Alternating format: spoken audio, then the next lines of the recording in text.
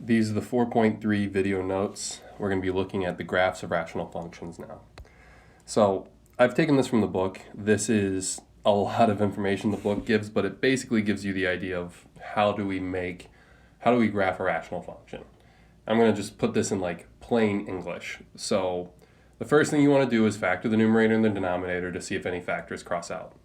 You want to, if you can cross out factors, you cross them out, and then you start looking at your graph from there.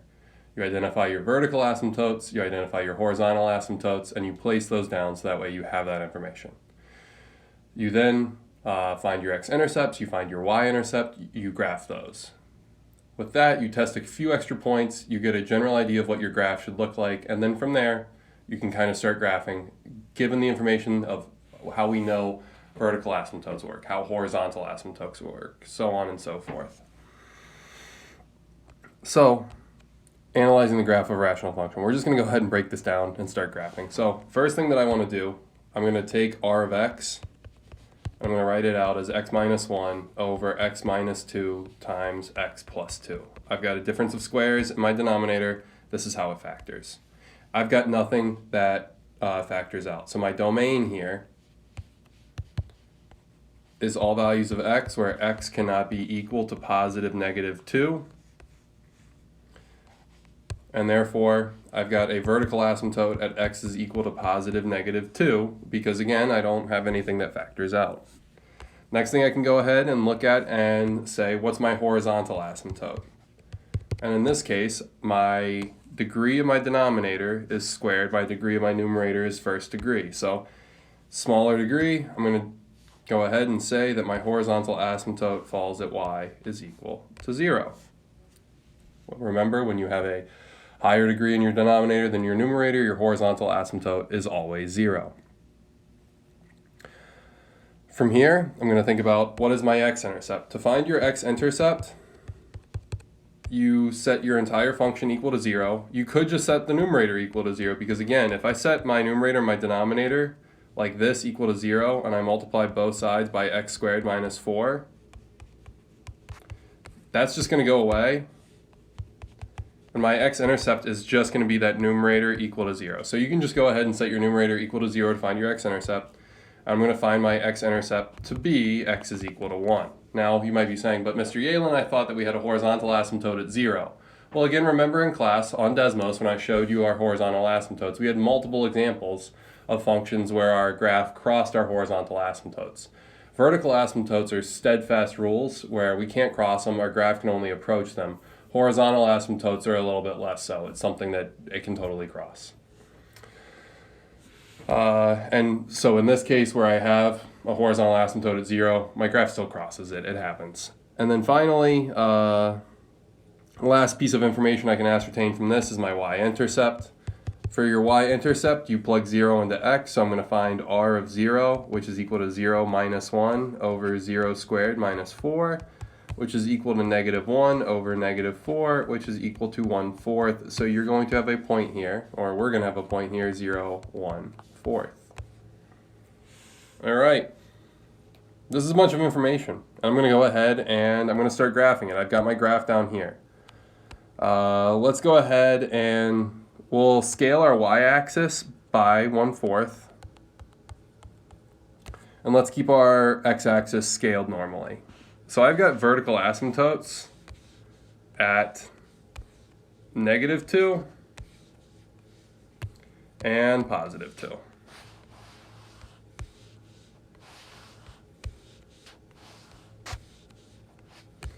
And I have a horizontal asymptote on my y-axis.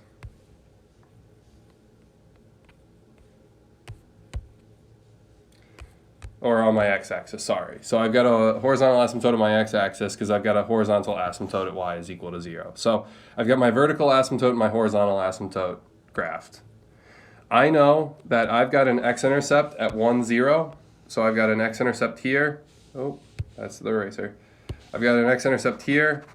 And I also know that I've got a y-intercept at 0, 1/4. So I've got those two values. This is not enough information to graph my function. I need to get 2 test points from every section of the vertical asymptote. So here I've got 2 vertical asymptotes, so that means that I need 2 points here. I'm going to get at least 1 more point here. I already have 2 in this section, and then I need 2 points here.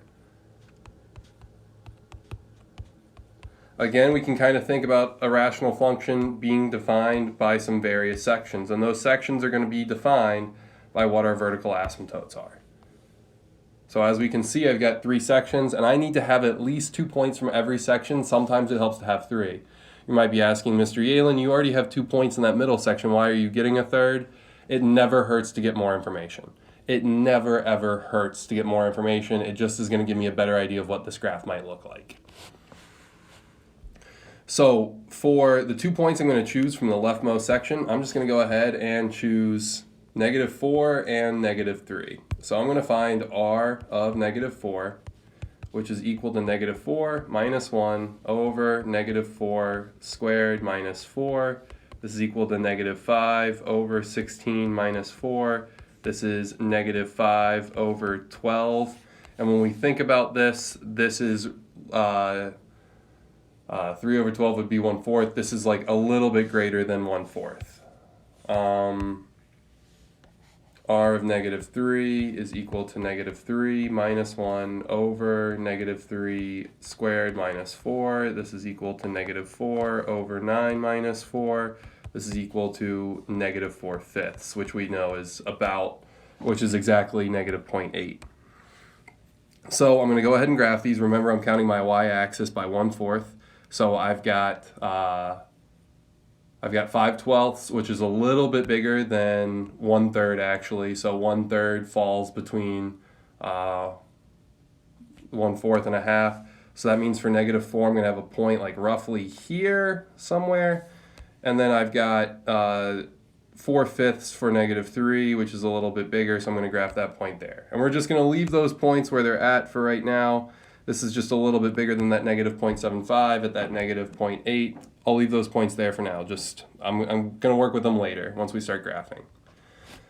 So that's for section 1. That's my graph for section 1 that I have for that yellow section, those 2 points there. I'm going to get 1 more point for the 2 asymptotes in the middle. Yes, I have some points there, but I want to get that as well. So I'm going to find r of -1. So that's -1 minus 1 over -1 squared minus 4. This is equal to -2 over 1 minus 4, -2 over 3, -3, which is equal to +2/3. This is good news because that is greater than 1/4, so this graph is starting to make some sense to me here.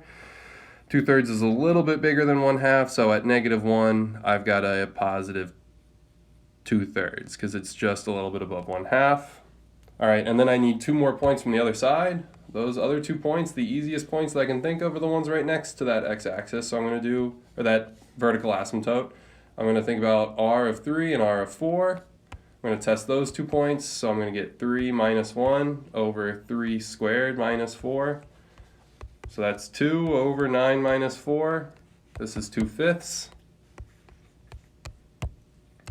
We'll do 4 minus 1 over 4 squared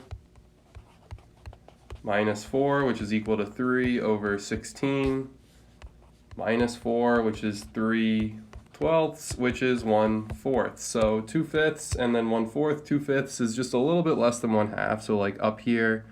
And then I've got 4 and 1/4, because again, I'm counting that y-axis by quarters. So now I've got all my points, and you might be asking, all right, Mr. Yehlen, you just have a few asymptotes and a few points. What are you doing from here? Well, now that I'm here, what I'm going to do is I'm going to think about the fact that as I graph, I move from the left to the right always. So I've got this point going to that point.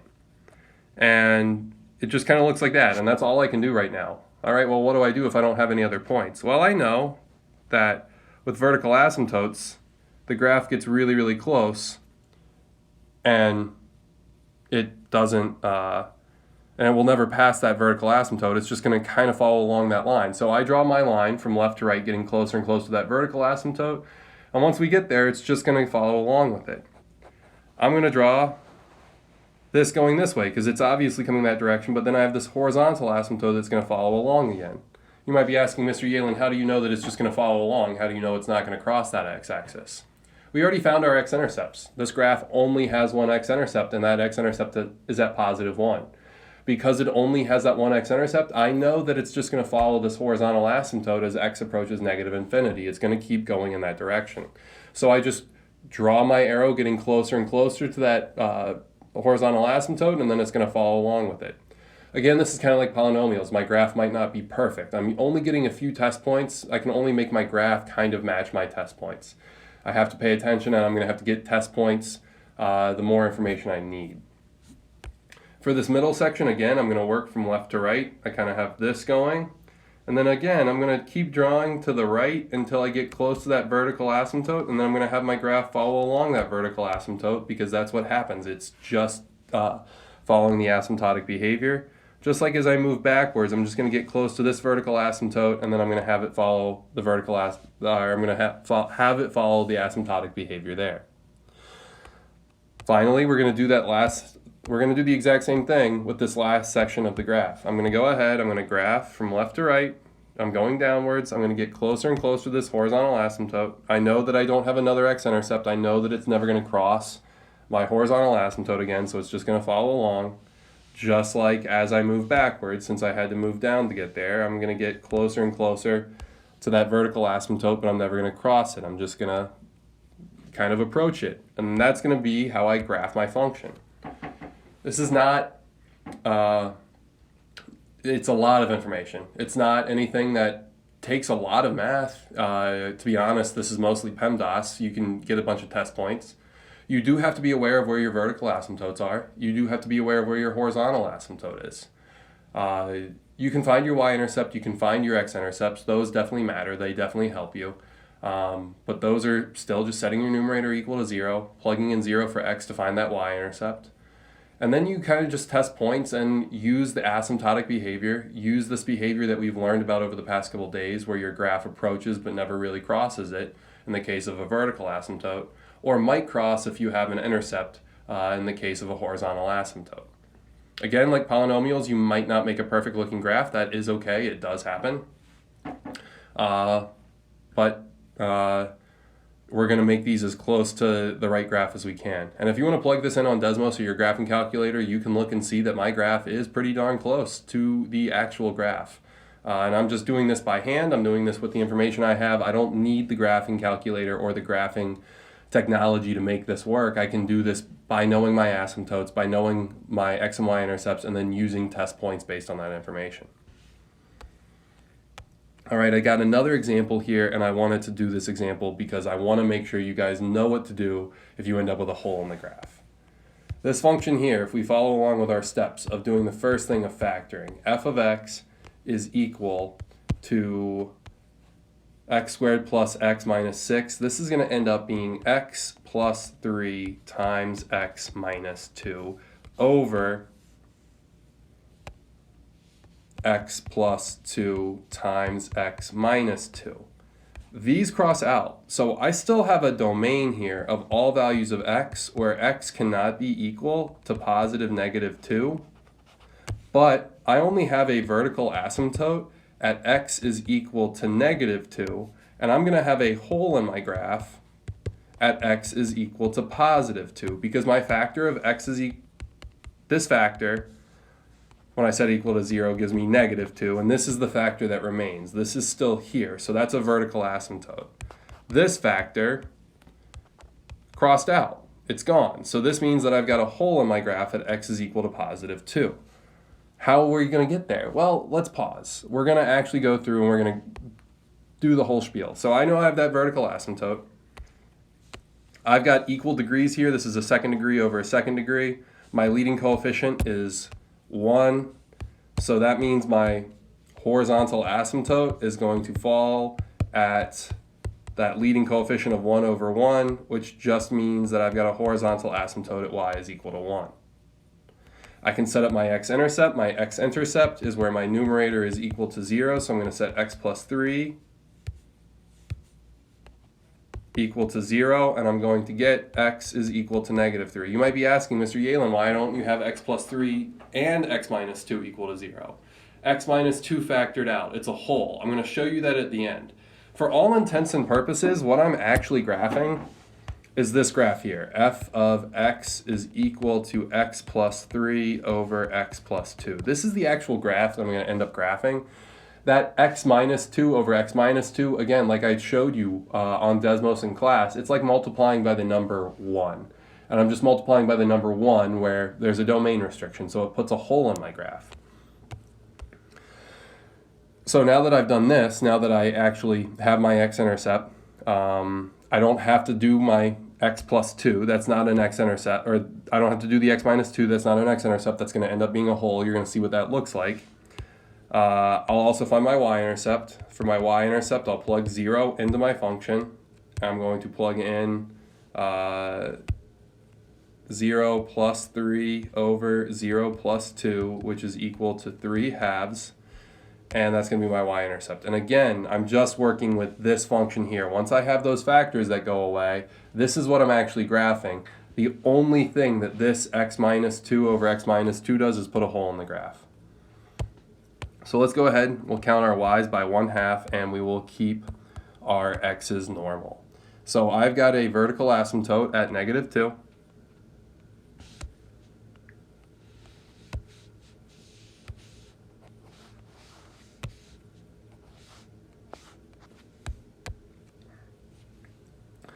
And I have a horizontal asymptote at y is equal to 1. I have an x-intercept at -3, so my graph is intercepting the x-axis here. And then I know that I have a y-intercept at 3 halves, so right there, since I'm counting by 1/2. Now I need a couple other test points, so I'm also going to find, let's say, f of -4. And when I find f of -4, I can just plug it in to this green equation, because I've already factored out that x minus 2 over x minus 2. So I find that f of -4 is equal to -1 over -2, so this is equal to positive 1/2. Oh, that explains it. My horizontal asymptote was off because I'm counting my y-axis by 1/2, and my horizontal asymptote falls at 1, so my horizontal asymptote should be here. So that means I've got this point 4, 1/2. I could also find f of -5.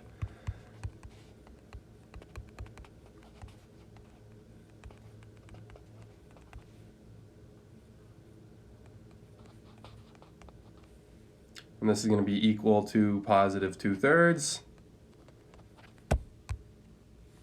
which is a little bit higher but not quite 1, so up this way. So now I have a general idea of what this graph is going to do. That's more than enough information. I'm also going to need to find, at the very least, f of positive 1.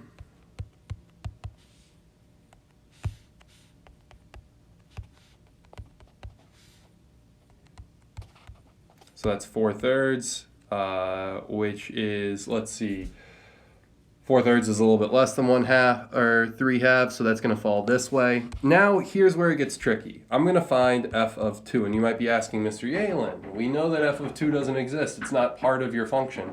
Well, yes, it's not part of my function, but it's not part of my function because I multiplied it by 1. So I am going to plug 2 into this factored equation. I'm going to put 2 plus 3 over 2 plus 2. And I'm going to find that f of 2 is equal to 5/4, or 1.25, a really, really low number. And what I'm going to do when x is equal to 2 is I'm going to put an open circle there.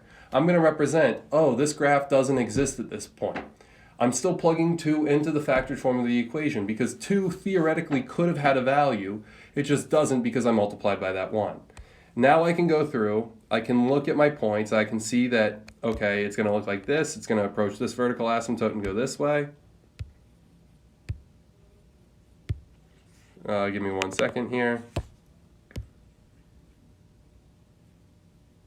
It's going to approach that vertical asymptote and go this way. It's going to approach this horizontal asymptote and go this way. I've got these points, it's going to go through, it's going to go by this open circle, and then it's going to go through the graph this way, and then it's going to go up, approach this vertical asymptote, and go this way as well. So now I've graphed this function. This function looks a lot like a normal reciprocal function. It's only got one vertical asymptote. I do have that other domain restriction though. I have represented that hole. You find where the hole in your graph is by factoring it and then plugging in the number that would be the hole. In the normal case, you're looking at this, you're tempted to think that you have an x-intercept at +2, which you do not because of the fact that the graph here is factored. We're just multiplying by 1. It's a weird one we're multiplying by though. And I showed you this kind of in concept, in theory, on Desmos a couple days ago, and now we're just applying it. So to figure out where the hole is in your graph, you plug in what the hole would have been, the x value of the hole, into the factored equation. It gives you what the y value should have been, and then you're just going to put an open circle there. And then you're still going to draw your graph as normal, but you're just going to leave the open circle. So you got 2 examples on how to do rational functions. I have a worksheet on Google Classroom for you to complete. It's 4 problems. Some of them have slant asymptotes, some of them have horizontal asymptotes, but you're going to start getting an idea of how to test points, how to find them, and how to go through them. Make sure the answer key is not a normal answer key by me. The answer key are just examples from the book. So this worksheet consists of 4 examples from the book. You go ahead, you work on the worksheet, and then you open up your book to section 4.3. Number 2, the example number 2 from the book is number 1 on the worksheet. Example number 3 from the book is number 2 on the worksheet. Example number 4 from the book is number 3 on the worksheet. Example number 5 from the book is number 4 on the worksheet. So you can go through, you can figure it out on your own, and then you can look back at the book to check your work. And the book is going to give you a lot of details of how they got their points, how they went through the graph. And if you have any questions or concerns, as always, please reach out to me as soon as possible, and have a great night.